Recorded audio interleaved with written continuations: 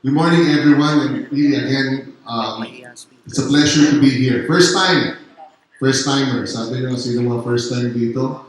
First time. Bakit sabi mo may first time may tagay pag nagsasalita rin mo? Totoo ba yun? Ha, Johnny? Totoo? Wala naman kayong inabot eh. Wala eh. Wala! Tapos ko na yung unicorn chalice, nasa knock natin. Pero pinasigit niya ako kanina sa network ba yun? Yung naghahanda doon Nasa sa knock ano? natin yung chalice. So, ito yung mga tao doon, ano? Single mode yung... Anong Johnny Walker lang tinitira? Hindi, kulang tayo dito. But, you know,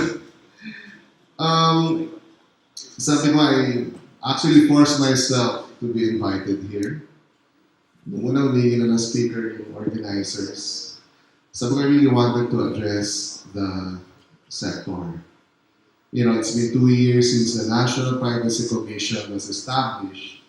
And probably you would want to know, really, what do we do? No? Ano bang ginagawa din namin? But, but more than that, we are really at the crossroads, yung bansa ho natin. And I really wanted to impress upon you a very important message of yung contribution ng sector na ito dito ho sa pag-unlad ng ating bayan. Serious mo masyado yun? Okay lang, di ba? Lahat naman tayo, mga Pilipino, well, sir, yeah. At ako nga, sabi ko, lahat naman tayo bukas sa panawagan ng bayan. But siguro let me start, just use this as a guide. But really, we are a startup commission. The National Privacy Commission is one of the Benjamins. Sabi Benjamin, bunso in government. But really, it was really such a challenge for us because awareness about the law was low, and the general understanding of privacy, data privacy protection, or data privacy was shallow. Everyone knew about information security, right? InfoSec, pero yung privacy, very nascent pa siya, and really confusing at best. So, in the past 2 years, what we endeavored really to do is for privacy to at least take root in the minds of the public and businesses in general. So you probably notice, privacy notices already appearing in places where they used to be none. Di ba? Kahit tumawag ka sa McDonald's ngayon, sabihin na, you value your privacy. And Jollibee. Jollibee. Tatawa kayo dyan. Nandito ba si Paul Vite? Nandito ba? Wala? Secret. Hindi rin ba? Secret. Sige. But you've also probably heard that data privacy being raised now in normal discourse, even as many still grapples with the concept now. So incorporations talks about data privacy have departed from server room banter to reach the boardroom. Agree? Many are talking about that, and in those of you coming from the corporate, I think you would agree. Tama ba ako? Mas pinag-uusapan na siya. Yes or no? Yes.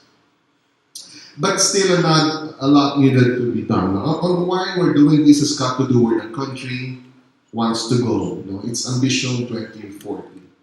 It provides the beacon towards a high-trust society where every Filipino is secure in their physical and digital lives and living in resilient communities. This includes living in a society where government and businesses are trusted. Transactions are frictionless, where everyone enjoys the fruits of individual autonomy. Surely it is going to be a fully digital society by 2040.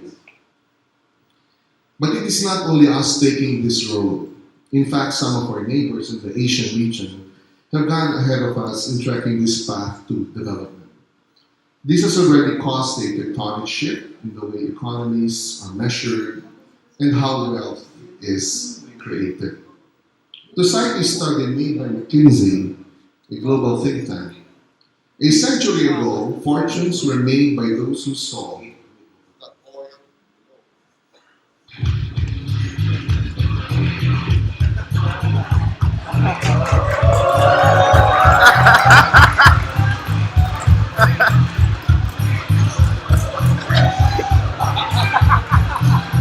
Let's give him a round of applause. Give him a good cheer. Down the cup. Thank you, sir. Oh! Hindi ba naubos? Mamaya. Salamat. Ayos yun ah. Pangmumo. Mga duling na ako. Alright. But going back, lahat ba ng speaker patagayin niya mamaya? Hindi, ako lang.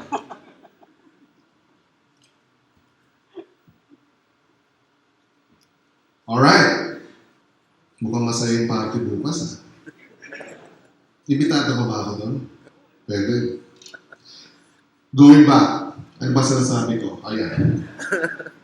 Well, but in the 21st century, similar opportunity, well, used to be the oil that drives the global economy. But in the 21st century, a similar opportunity could be at hand as data becomes the most important resource in worldwide markets transformed by fast-changing digital technologies. You have the world's largest taxi company that owns the vehicles, alam naman natin yan, the world's largest media owner, Facebook, the world's most valuable retailer, Alibaba, and the world's largest accommodation provider, Airbnb. This community knows these companies so much, better than anyone else. And of course, we have seen fortunes made by men like Bill Gates, Elon Musk, and Jack Ma. Indeed, data has become the new oil. Traditional industry dominance is eroding. Again, citing the McKinsey study, old national advantages like desirable locations on physical trade routes, superior logistics, and even incumbency could lose their brilliance. In their places will be digital skills centered in generating, using, sharing, and securing data.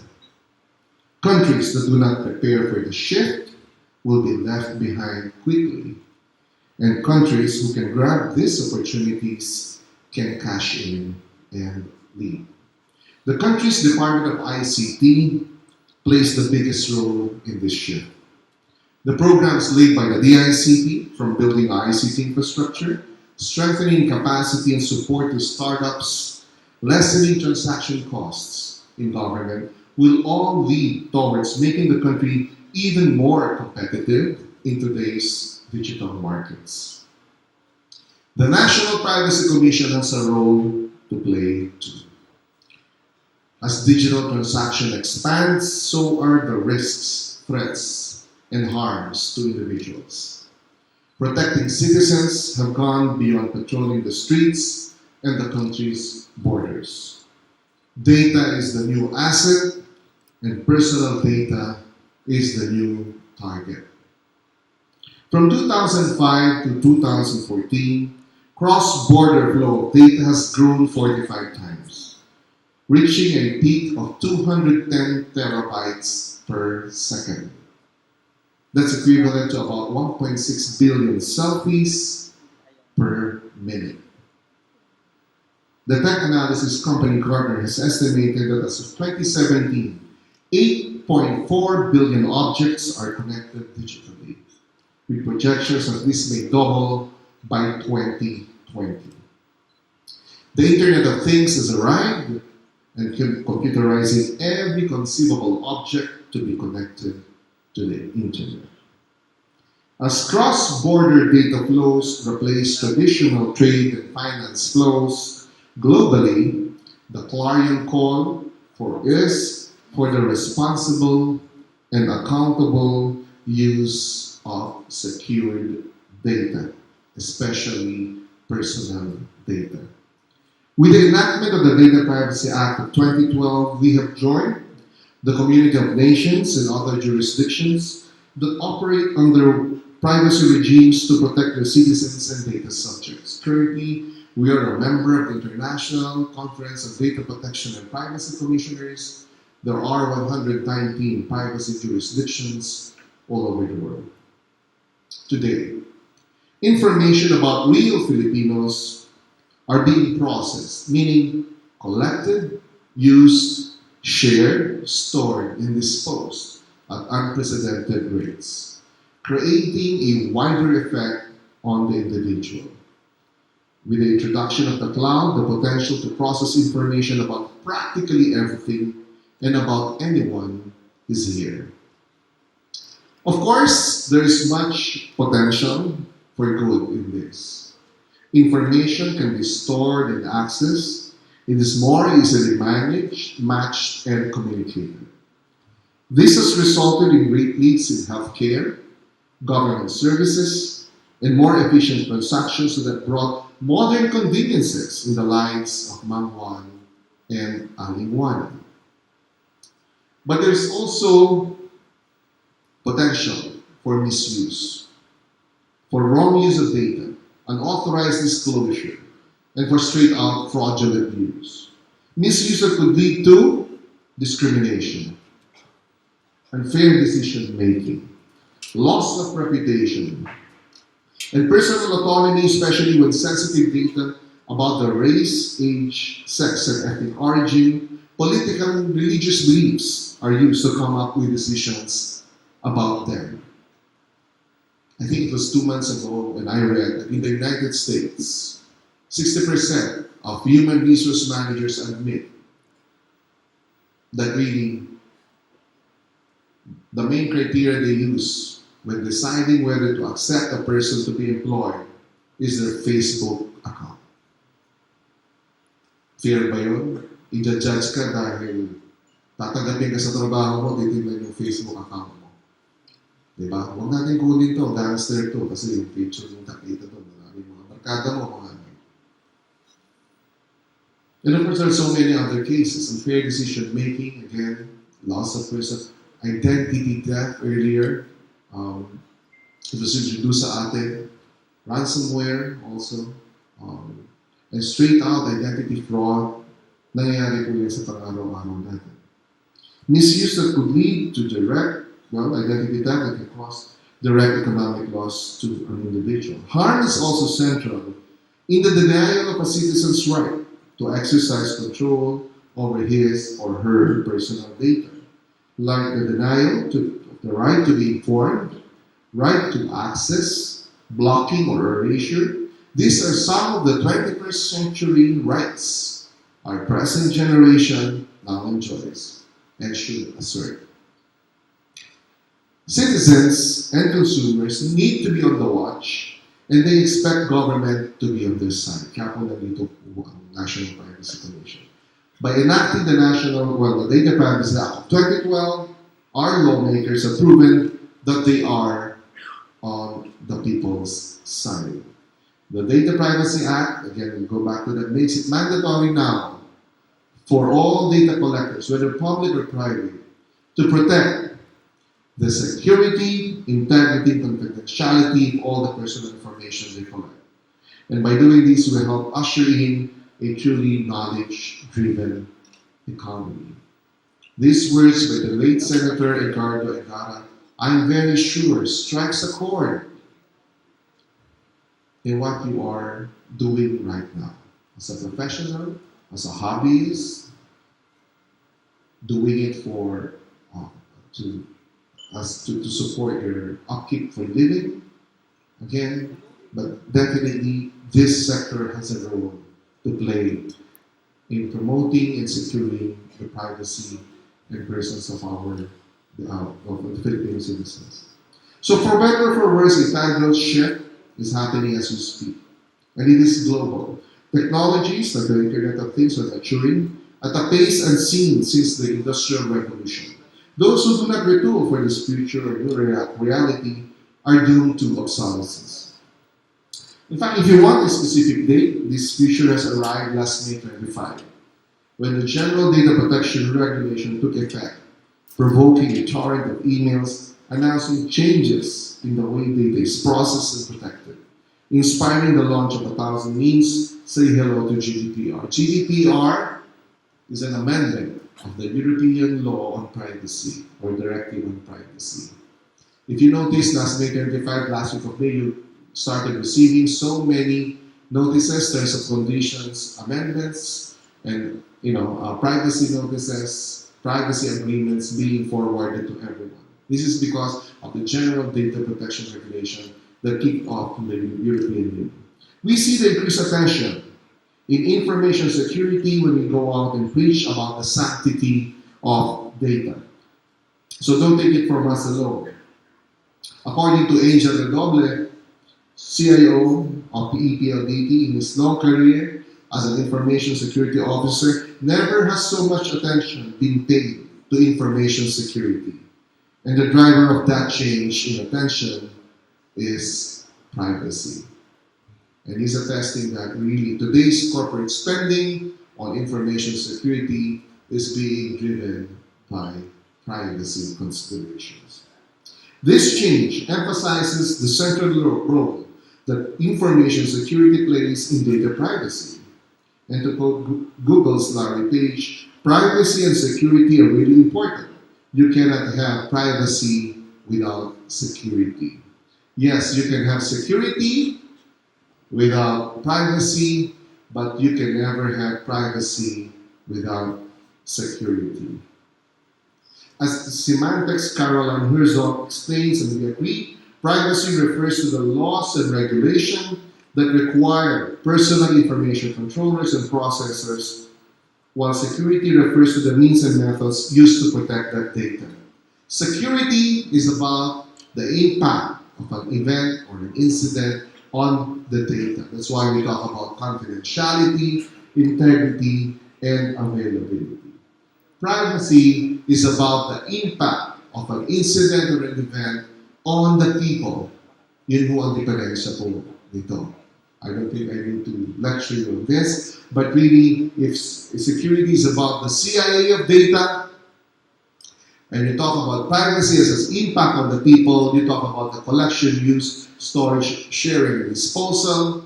If you are an information security person and you want to add privacy as one of the feathers on your cap, from CIA you just need to add 2 more A's.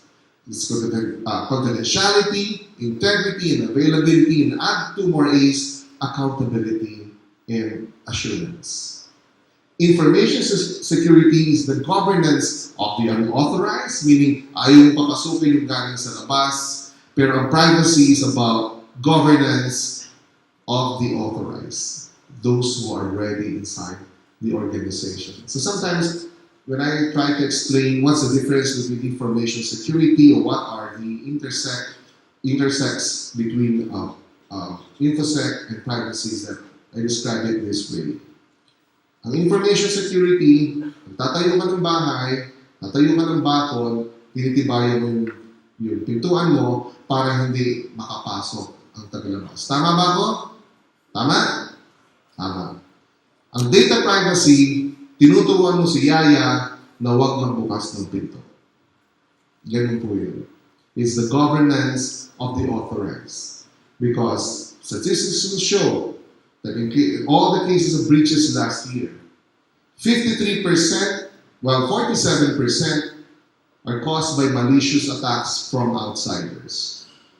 These are this study was released by Ponemon Institute. 47% of global breaches were caused by malicious outsiders, while 53% were caused by internal causes. Employee negligence, system glitch, things that could have been prevented internally if we governed those who are authorized internally properly. So ganun po yan. So many years, your industry, you have been tapped to look into that 47%.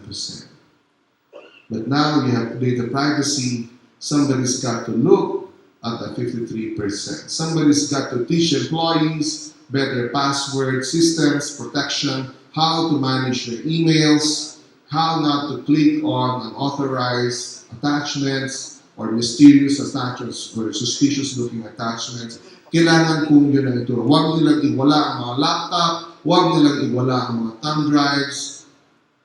Yun po ang pinag-uusapan sa data privacy. So, if anything, the shift towards data privacy leads us to a new paradigm in protecting data. Aside from CIA, confidentiality, integrity, and availability, we must now look at accountability and assurance.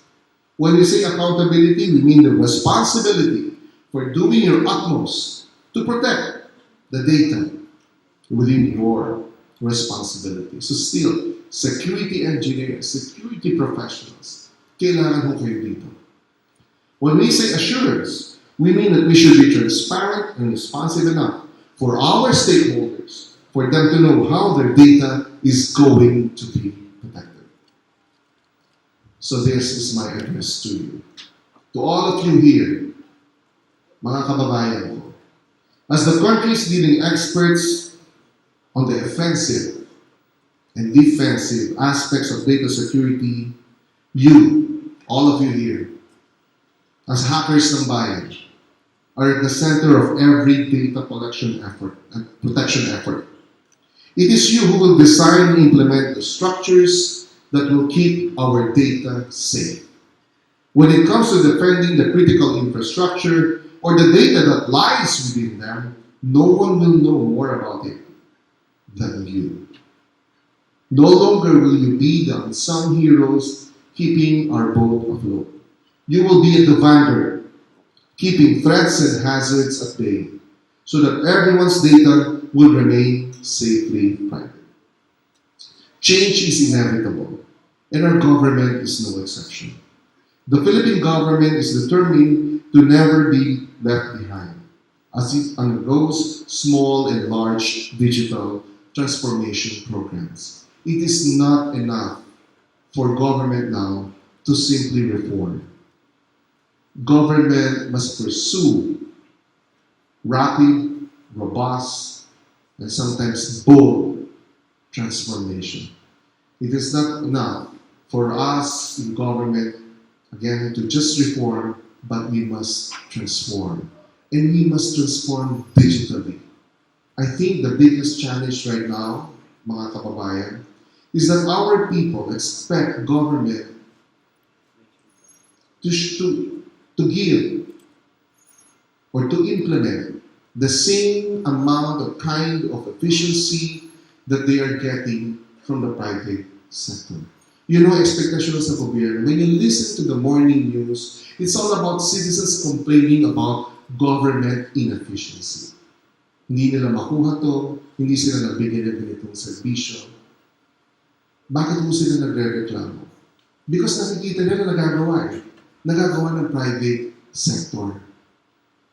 Diba? So everyone, okay sa kanila, may ATM tayo lahat, nakakapagbangko tayo sa lahat ng mga ATM, kahit na kinukunan ka ng video habang nag-ATM ka, kahit maraming bangko nagsishare ng financial data mo, okay lang sa atin yun. Convenient sa atin. Tama ba ako? Tama. Ito na yung mga fruits of the digital age. Pero ang gobyerno, pag humingi o kumuha ng pagkakataon, na pwede ba ang ID mo, pwede rin magamit sa kabilang ospital, maraming may ayaw. Di ba? Ano po ang gagawin ng gobyerno? Palakihin ng budget para pagsilbihan ng mga mamamayan natin. At some point, government has to stop or to put a cap on spending on this. And no way to go back, well, become more efficient, just like the private sector. We have to go digital. So in that case, again, napag-uusapan nga po ito national ID. Over the next few months, you will see this being rolled out as a national ID system. The national ID system promises to reduce the processing time for basic services by reducing the time it takes to verify an identity. For decades, the prevailing notion is that a national ID system and data privacy and security are in opposition to each other. That a national ID system that adheres to the tenets of data privacy and security is impossible. This I do not believe. It betrays a dated mindset, where our rights cannot be upheld in harmony with the needs of efficient governance. No, we can have a national ID system, and because we already have a robust enough laws and policy structures in place, and the experts are here to make sure that our privacy rights and our data are secure and are upheld. Our job in the NTC, my job as Privacy Commissioner, is to ensure that the law is followed now that the government decided to implement a national ID system. So last week, when we participated in the Right Shop for the implementing rules and regulations of the National ID System law, we were there to advocate for the right of the people to data privacy, which includes providing guidance in the crafting of state policy and proposing measures to mitigate risks to people's rights and freedom. Our role in the national ID system is simple. Tatlo lamang po yun. Provide advice, make sure that everyone complies with the law, both laws, the national ID law and also the Data Privacy Act. And third, if necessary, enforce it. Doon po sa national ID system natin, malicious disclosure of someone inside the national ID system. Malicious disclosure is punishable, or malicious processing is punishable imprisonment of 15 years.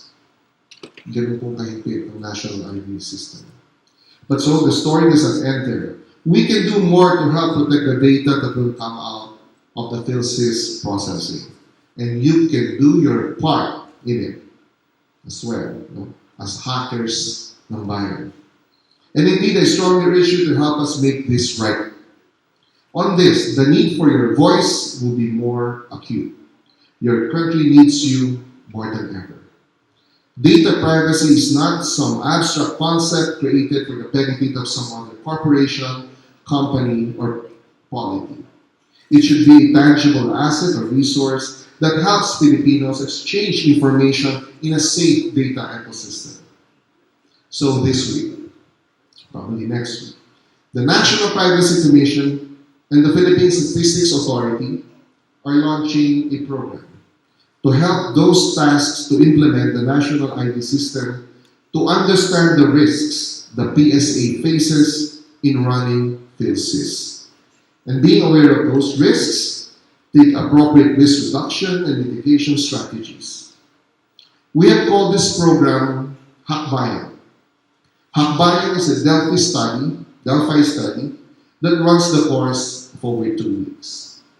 The results of this study will serve as a guide for securing the most vulnerable of our data systems today. So we hope that this is the first of many similar activities to help fortify our digital institution. Hakbayan po ito, and we need hakbayanis to help us secure our systems in government. For the national ID, as the first program, we will be asking 30 of you here today, tatlong puho, to participate in this program. Sana kayo lahat, but we can only have space for the meantime for 30. Those of you who are going to be asked, we understand that we are asking your time, and we know that it's valuable. We would ask of you to see the larger picture, to see what is at stake. We could not announce who's included in that, but these are the first 30. All of you here, we consider hakbayanis, but we will be asking 30 of you. We will be calling on you and we'll be asking, and I hope you will give us the time, the very valuable resource that you possess. Give us the time to help us. Because as the old African saying goes, it takes a village to raise a child, and it will take this community to protect our future. Siguro, taga-UP naman ho ako kasi natalo kami kahapon sa game. Pero may luma kami, matagal na kami kasabihan na rin sa ating lahat. Sabihan natin, pag naharap tayo sa mga hamon, sino ang kikilos kung hindi tayo kikilos. At kung hindi pa ngayon, kailan pa. With that, I leave you. Congratulations on this event at good luck po sa ating lahat. Maraming salamat.